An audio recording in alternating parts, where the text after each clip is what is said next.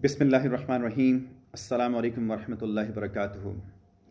Viewers, آپ سب کے علم میں ہے کہ کرونا وائرس کی وجہ سے پوری دنیا جس آزمائش اور جس مصیبت سے دوچار ہے، اس سچویشن میں ایک مسلمان ہونے کے ناطے سے ہمیں دیکھنا ہے کہ شریعت مقدسہ ہمیں کیا سبق دیتی ہے۔ سب سے پہلے تو ہم سب نے مل کر ایک کام کرنا ہے، وہ یہ کہ ہم سب نے آج سے ہی 2 رکعت نماز توبہ ادا کرنی ہے، اور اس 2 رکعت میں پہلی رکعت میں قل یا ایھا الکافرون اور دوسری رکعت میں قل ھو اللہ احد تلاوت کرنی ہے۔ آپ جانتے ہیں کہ نبی کریم صلی اللہ تعالیٰ علیہ وسلم پر جب بھی کوئی مصیبت، کوئی آزمائش، کوئی پریشانی آتی تو آپ نماز کی طرف لوٹتے ہیں۔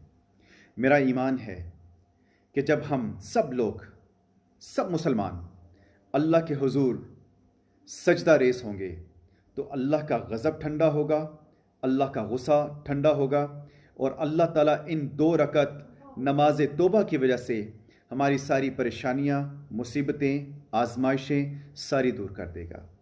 میری آپ سے گزارش ہے کہ آج سے نماز توبہ، 2 رکعت نماز توبہ پڑھنا شروع کر دیں، اور اپنی ایک اور روٹین بنا لیں کہ صبح کے وقت اور شام کے وقت 100 بار استغفر اللہ، استغفر اللہ، استغفر اللہ پڑھیں۔ انشاءاللہ اللہ تعالی ہمیں اس مصیبت سے جلد نجات دے گا۔